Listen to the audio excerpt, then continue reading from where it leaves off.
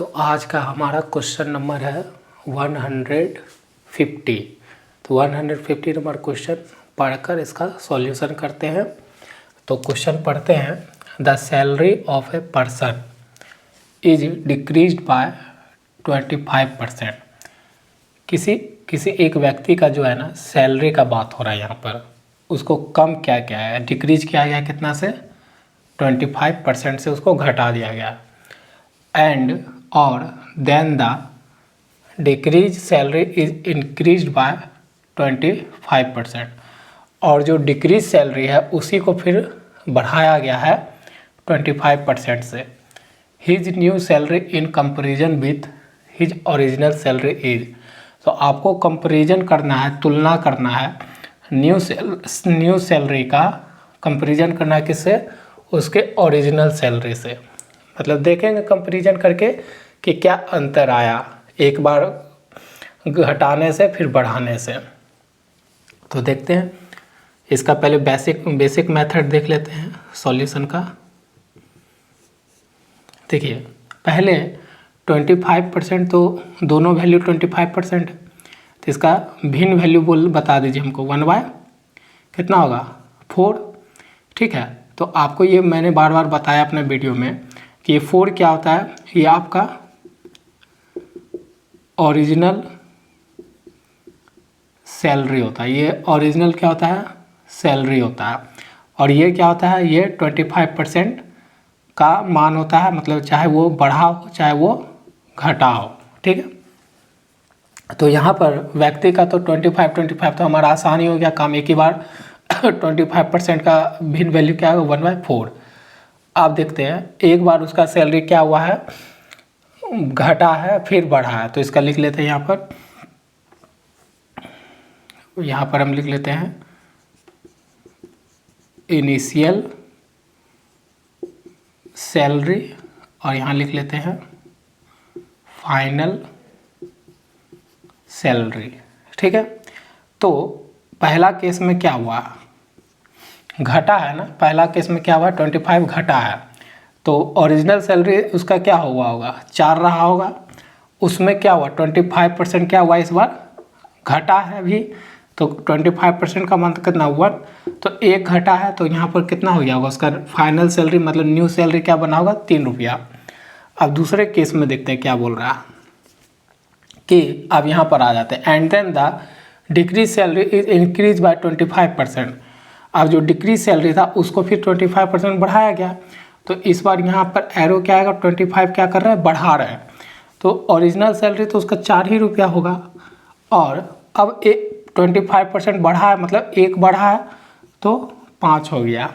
ठीक है, तो आप देखिए ये कितना हो गया, गुना करिए, ये दोनों हो गया 16, ये कितना हो गया 15।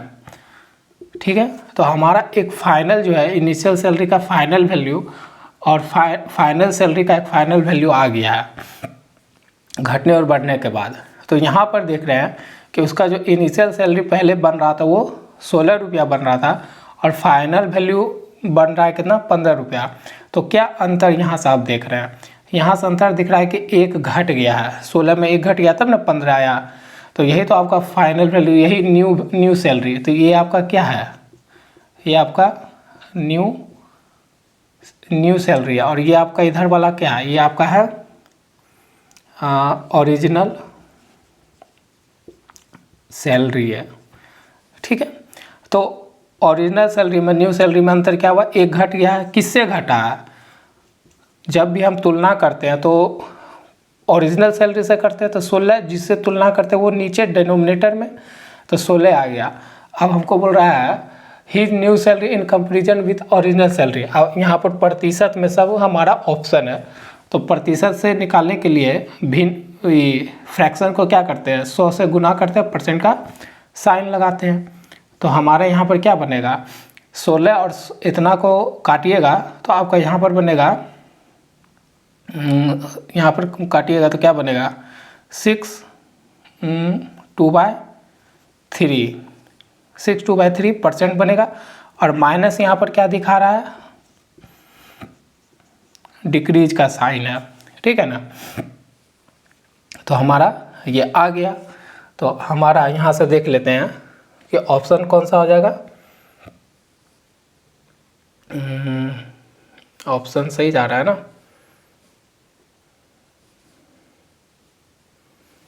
तो हमारा यहाँ से कौन कटेगा, 16 2/5 आया।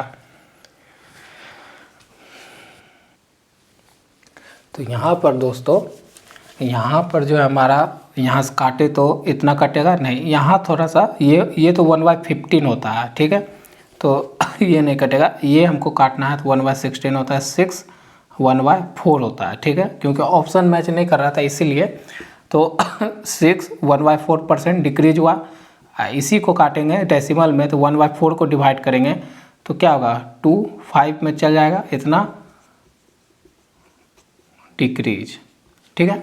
तो हमारा सॉल्यूशन एकदम परफेक्ट था। यहाँ पर मैं खाली 100/16 को डिवाइड कर दिया था, यहाँ लिख दिया था 2/3, जिससे आंसर हमारा मैच नहीं हो रहा था। लेकिन इसका 100 को 16 से डिवाइड दीजिएगा तो आपको आएगा 6 1/4%, ठीक है। तो उसको काटेंगे तो ये डेसिमल में निकल जाएगा, 6.225% क्या होगा हमारा, डिक्रीज होगा।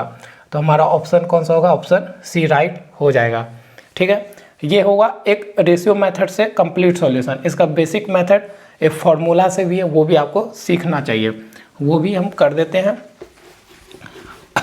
2 मेथड सीख के रहेंगे तो जो अच्छा लगेगा आपको एग्जाम में वो लगा सकते हैं। देखिए इसका बेसिक मेथड इस फॉर्मूला से, इफेक्टिव परसेंट मेथड वाला जो होता है, इफेक्टिव प्रतिशत वाला फॉर्मूला क्या होता है कि a + b + a गुना में b डिवाइडेड बाय 100% निकालते हैं। तो इसमें क्या है, एक बार डिक्रीज हो रहा है, एक बार इंक्रीज हो रहा है। तो डिक्रीज हो रहा है तो -25, इंक्रीज हो रहा है तो +25।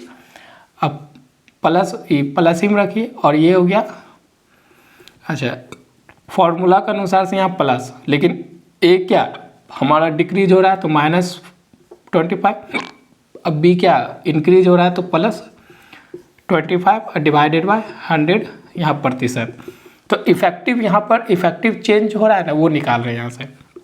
ये दोनों से यहाँ ख़त्म, यहाँ बचा -25 गुना +25 और ये हो गया 100। माइनस प्लस गुना में क्या होता है, माइनस, यहाँ 25 गुना में 25 और यहाँ से 100 से डिवाइड।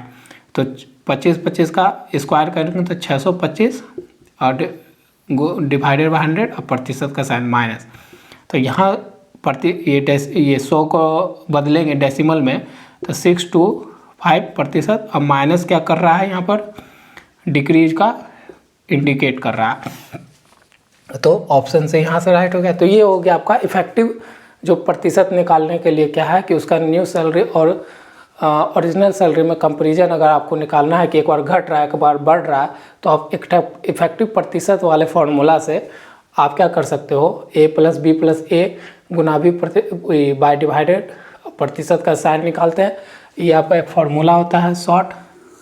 जब कोई चीज़ एक ही क्वेश्चन में कोई एक बढ़े और एक मतलब उसी चीज़ पर बढ़ाए और घटाए, तो आप इफेक्टिव प्रतिशत निकाल के पता कर सकते हो कि उसका फाइनल जो रिजल्ट में हो रहा है वो क्या हो रहा है, ठीक है। तो ये हो गया इस तरह के क्वेश्चन का शॉर्ट मेथड, ठीक है।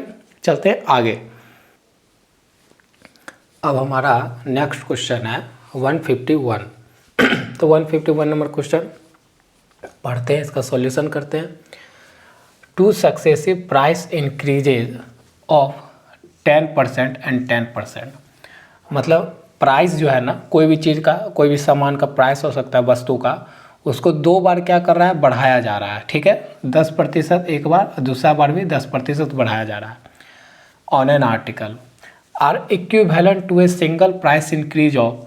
तो आपको क्या बोल रहा है, एक इक्विवेलेंट बता दीजिए, मतलब फाइनल वैल्यू बता दीजिए, एक सिंगल प्राइस कितना इंक्रीज होगा, मतलब फाइनल वैल्यू में, सिंगल प्राइस में फाइनल वैल्यू बता दीजिए। तो बता देंगे। इसके भी 2 मेथड है, एक देख लेते हैं बेसिक मेथड, ठीक है। बेसिक मेथड क्या है कि 10% का फ्रैक्शन वैल्यू बताइए क्या होगा, 1/10 होगा, होगा ना। और जिसमें मैंने ये बार बार बोला है अपने वीडियो में कि नीचे वाला जब फ्रैक्शन में बदल देते हैं तो नीचे जो होता है डिनोमिनेटर वो हमारा क्या होता है, ओरिजिनल प्राइस होता है, क्योंकि प्राइस की बात हो रही है।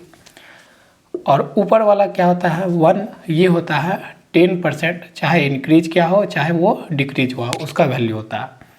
हो गया, दोनों 10 है तो हमको एक ही बार निकाल लिया तो हो गया। अब देखिए पहला केस में, अच्छा यहाँ हम लिख लेते हैं, यहाँ लिख लेते हैं ओरिजिनल प्राइस वस्तु का, और यहाँ लिख लेते हैं फाइनल प्राइस वस्तु का। ठीक, तो 1 में देखिए और 2 में देखिए, पहला केस में क्या क्या है, उसको बढ़ाया गया 10%, तो ओरिजिनल तो 10 होगा पहले वैल्यू, और उसमें कितना बढ़ा होगा 1, क्योंकि यहाँ बढ़ने वाला है भी तो बढ़ा होगा 1, 10% का मान मतलब बढ़ने का 1, तो 10 में बढ़ा तो 11। फिर दूसरा में भी बोल रहा है कि बढ़ाया ही गया, तो पहले तो 10 ओरिजिनल, उसमें कितना बढ़ाया गया, फिर बढ़ाया गया है तो 10% का मतलब 1, तो यहाँ भी कितना हो गया 11। ठीक है, दोनों केस देख लिए। आप गुना करिएगा तो यहाँ पर 100 और यहाँ गुना करिएगा तो 121। ठीक है, तो देखिए ये हो गया उसका फाइनल प्राइस 100, और ये हो गया ये ओरिजिनल प्राइस हो गया 100 और फाइनल प्राइस हो गया 121। तो क्या चेंज आ रहा है, क्या दिख रहा है कि पहले से जो फाइनल प्राइस है उसमें कितना का बढ़ोतरी हो गया, 21 रुपया का बढ़ोतरी हो गया, 21 का बढ़ोतरी हुआ। तुलना किससे करेंगे, फाइनल वाली ओरिजिनल वाली वैल्यू से, तो ओरिजिनल वैल्यू नीचे, जिससे तुलना करेंगे वो डिनोमिनेटर में। अब फ्रैक्शन वैल्यू को प्रतिशत में निकालना है तो 100 से गुना परसेंट का साइन। ठीक है, यहाँ 100 से यहाँ 100 खत्म कर दीजिए, तो आपका क्या बचा 21%। अब प्लस क्या दिखा रहा है, इंक्रीजेज दिखा रहा है। ठीक है, तो यहाँ पर देखिए ऑप्शन कौन सा हो गया 21% जो हमारे क्या हो रहा है यहाँ पर इंक्रीज हो रहा है। तो इस तरह का ये आपका हो गया क्या, equivalent to a single price increase आपका निकला 21%। तो आप इस तरह मेथड अपनाकर इस तरह टाइप के क्वेश्चन का सॉल्यूशन कर सकते हैं। इसका शॉर्ट मेथड भी देख लेते हैं। अब इसका हम क्या करते हैं ना, जब एक ही वस्तु पर जब एक बार बढ़ाया जाए या एक बार घटाया जाए या दोनों बार बढ़ाया जाए दोनों बार घटाया जाए, वो ऑपरेशन एक सिंगल आर्टिकल पे ही हो रहा हो, तो आप उसका इक्विवेलेंट प्रतिशत निकालने के लिए कि इक्विवेलेंट परसेंट क्या चेंज हुआ है, तो उसके आप लिए कौन सा फॉर्मूला लगा सकते हैं, इफेक्टिव प्रतिशत वाला फॉर्मूला लगा सकते हैं। तो वो क्या होता है a प्लस बी प्लस ए गुना में b डिवाइडेड बाय 100%। इससे क्या होता है हमारा इफेक्टिव परसेंट जो इक्विवेलेंट पूछ रहा है वो निकल जाता है।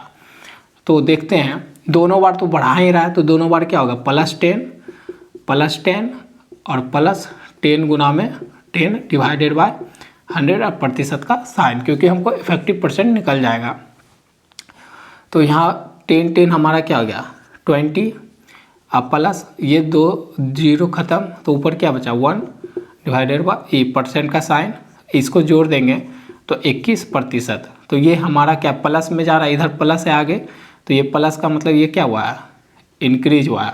तो इफेक्टिव प्रतिशत या इक्विवेलेंट जिसको बोलिए सिंगल प्राइस इंक्रीज निकालना है, तो वो निकल गया क्या 21% इंक्रीज, ऑप्शन सी। तो आप इस टाइप से भी इस तरह का क्वेश्चन का अप्रोच कर सकते हैं उसके सॉल्यूशन के लिए इफेक्टिव परसेंट का फॉर्मूला से। ठीक है।